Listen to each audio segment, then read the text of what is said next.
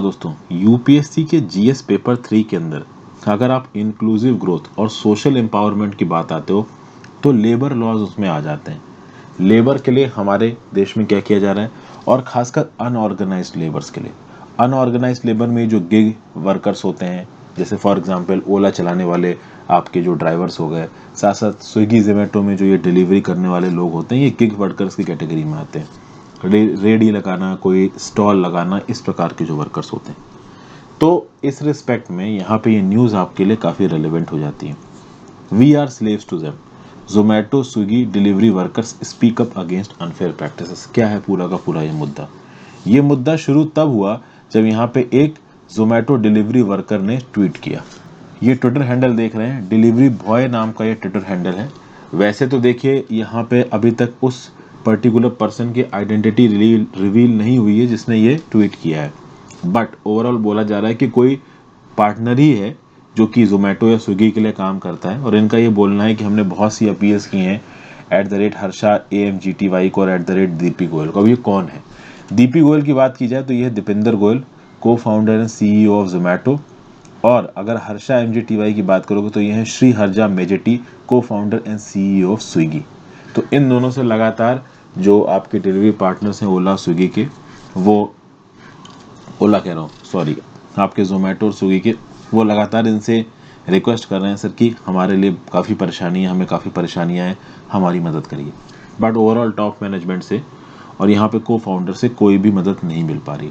अब जैसे ये ट्वीट आया डिलीवरी बॉय की तरफ से, उसके बाद से बहुत सारे जो जोमेटो और स्विगी के डिलीवरी पार्टनर्स थे वो ओपनली अपनी परेशानी को यहाँ पे बताने लगे। तो किस परेशानी को बता रहे हैं यहाँ पे? और यूपीएससी की अगर आप बात करो तो जो कोड ऑन सोशल सिक्योरिटी का जो नया नियम कानून लेके आया गया है आपका लेबर लॉ से रिलेटेड, मैंने तीनों नियम कानून जो कि लेबर लॉ से रिलेटेड आए हैं मैंने आपको बताया है।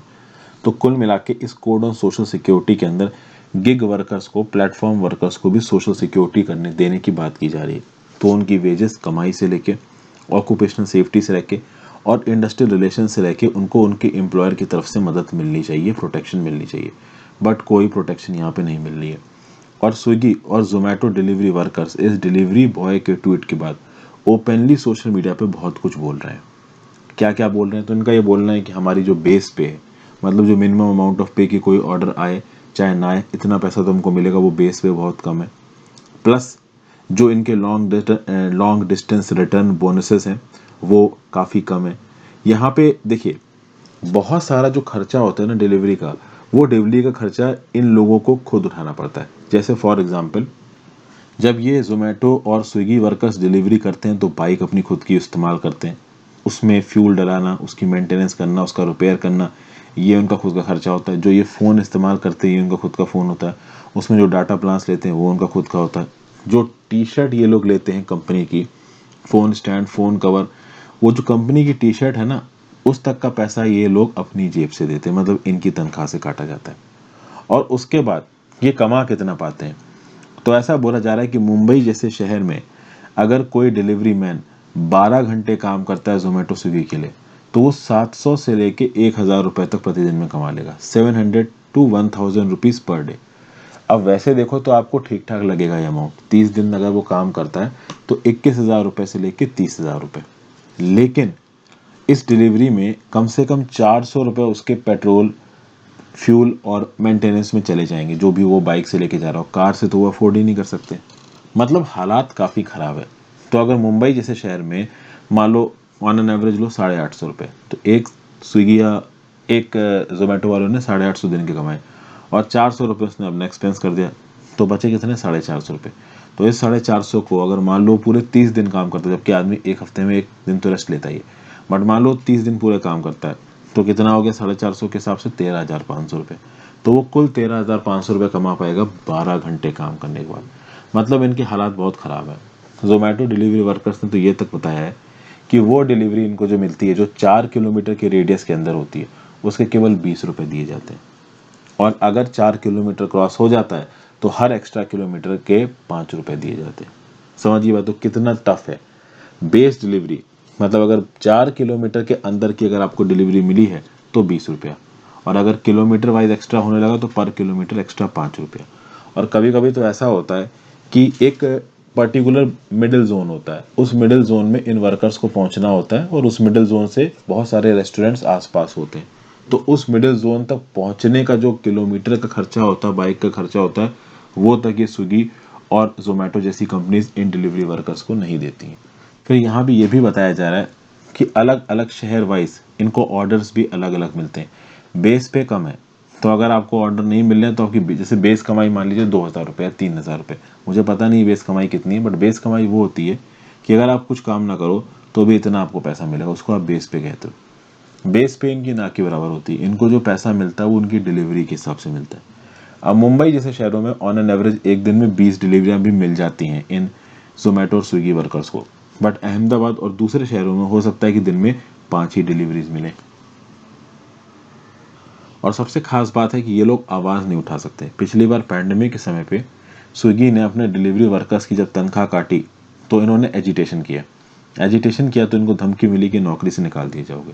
उसी प्रकार से जोमेटो की डिलीवरी वर्कर्स की भी तनख्वाह काटी गई थी। अब यहाँ पे पैंडेमिक के समय पे जब तनख्वाह काटी जा रही है, कोड ऑन सोशल सिक्योरिटी जब बन चुका है, तो अब इस तरीके की परेशानियां नहीं होनी चाहिए, बट इस तरीके की परेशानियां हो रही हैं। प्रकाश करके एक स्विगी डिलीवरी मैन है, उसका ये बोलना है कि पहले वो मॉल में ड्यूटी मैनेजर की तरह काम करता था, पैंडेमिक लगा, उसको मॉल से निकाल दिया गया।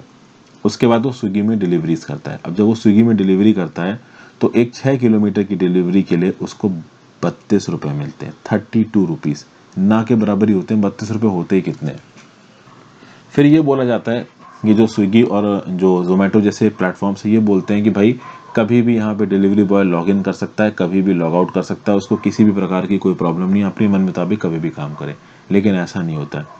अगर किसी डिलीवरी बॉय को अपने बेस पे मेंटेन करके रखनी है, अपने आप को और ऑर्डर दिलवाना है, क्योंकि यहाँ पे इंसेंटिव पे भी होता है, परफॉर्मेंस पे भी होता है, तो उसके लिए उसको फिक्स्ड टाइम शेड्यूल के हिसाब से ही लॉगिन करना पड़ेगा। ऐसा नहीं कि वो कभी भी लॉग आउट हो जाए।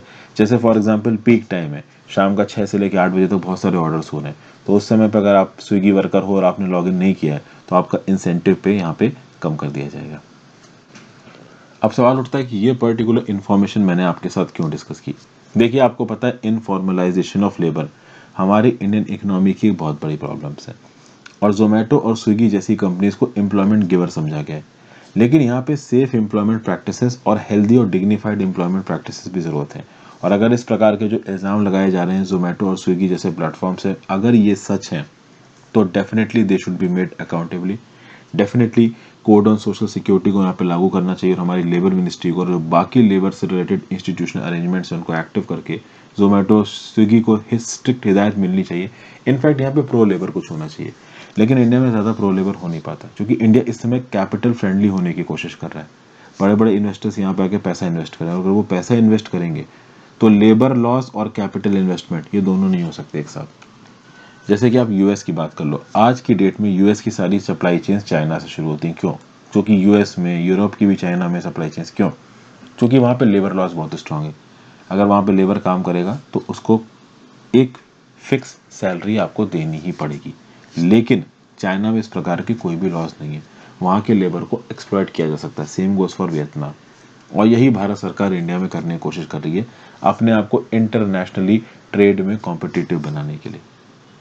तो ये पूरा का पूरा आप कह सकते हो एनालिसिस था इस वीडियो का।